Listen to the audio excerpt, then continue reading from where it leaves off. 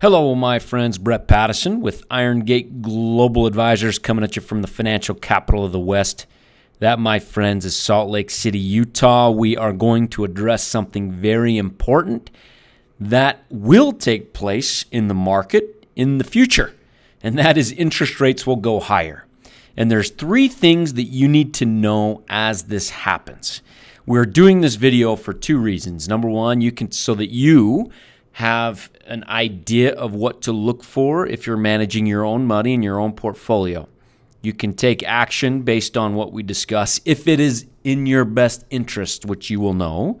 Or two, so that you can have a conversation with your advisor, whoever that is managing your money on preparing for the time when interest rates do go higher. What's your game plan, right? As you talk to that advisor. That's the purpose of this video, to help you prepare. Also to show you, give you some historical references to what has happened in the past that may dictate what will happen in the future.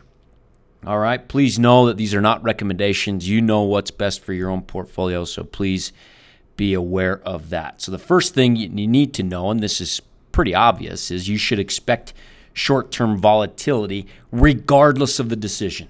If they decide to raise rates, expect volatility. If they don't raise rates, expect volatility. You may see volatility in that first hour after the decision is made that is both bullish and bearish. Here's the dates that we're looking at that are left in 2015. Everybody's keying in on that September date, but it may be October, it may be December, we don't know. But one thing you need to keep in mind, and this is the key to this bullet point number one, is you can't let short-term reactions to the market dictate your long-term position. Stick with your game plan. Don't sell something just because there's volatility, or don't flip from bullish to bearish in the market based on a 1 hour price movement, right? Be patient. Don't let a day's worth of market returns or even a week's worth of market return dictate long-term positions. That's fun. Key in on the fundamentals, key in on some technicals if you would like, and focus on the long term, which should be your focus, right? Number two, interest rates rising are not bad for stocks. And I'm so sick of hearing people say that when rates go higher, the bull market is over. Historically, that is just not the case. Here's the statistics I'll share with you. On the left-hand side, you will see 9 dates. These 9 dates represent the time to where interest rates were at a low and started to move higher. Very similar to where we are today, where interest rates are low and start to move higher. Those are the dates.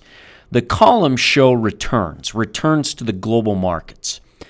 The second column on the left is the prior 12-month return. You can see, by and large, the average return was 18%, so we're in a bull market.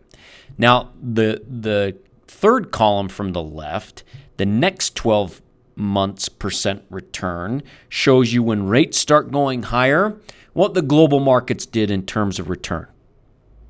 The average return over the next 12 months when rates start going higher is 7%. If you look at the far right column, the next 24-month return is 19%. Now, it's not perfect, and there are some, two bear or negative returns, bear market returns, negative returns, not bear market, but negative returns. But the average is 19%. So historically speaking, we've been here before. Those statistics show us that there's a bull market still in play, a high probability for it, not a guarantee, but a high probability for it. Let's take a look at our domestic market, the S&P 500. And on the top part of this chart, you will see the S&P. On the bottom half, you'll see the Fed funds rate, which is what the FOMC, that's what they have the decision for, right, is the Fed funds rate. So anytime the Fed funds rate moves higher, you can see the market also moves higher.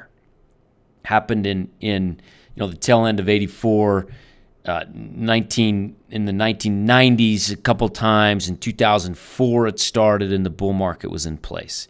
So there are times to where interest rates go down and the market goes up. But by and large, interest rates up, market's up.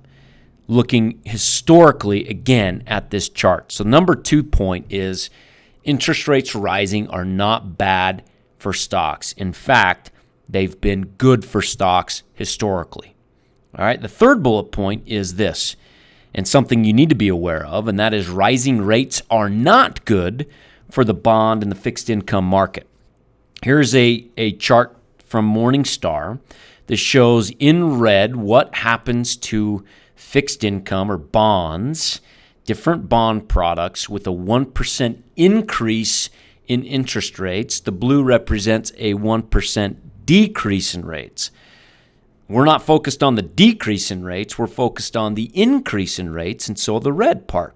Now, 1% rate, 1% increase in rates is a big move.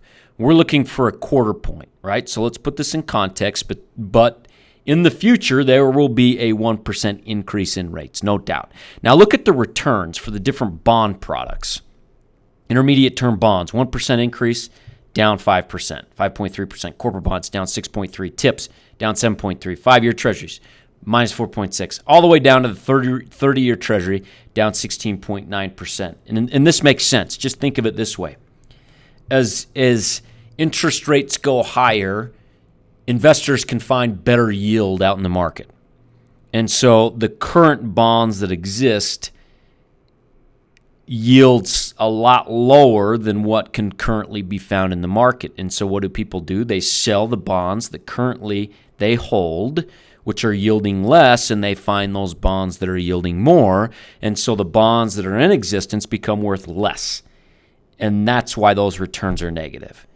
So you need to take a look at those bonds that are currently in your portfolio and consider if you're holding them to maturity, may not be a big deal. If it's an ETF or a mutual fund product, okay, maybe a bigger deal because they don't hold to maturity. They're constantly rolling those products. Also, what scares me is something not listed here, which is the high yield market, which may be a little bit more nervous as it's yielding 5% right now. And a lot of risk is in that high yield market. So take a look at your portfolio.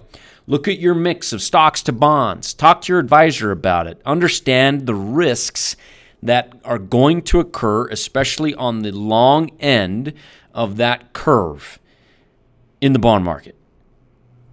That said, if you have any questions, feel free to email me, brett@igga.com. You can give me a phone call if you'd like. There's my information. On Twitter, on LinkedIn, more than happy to discuss the impact that this may have on your portfolio. Thanks for joining us today. This is a purely public broadcast and is not intended to be personalized financial advice for any individual's specific situation. Each individual's financial situation is unique, and the topics discussed on this broadcast should not be relied upon and or considered as personalized advice. Specific financial securities discussed are not intended to address any listener's particular financial situation and should not be considered recommendations. This is for educational purposes only. For more information, please contact Iron Gate Global Advisors at info@igga.com or by calling 888-591-0334.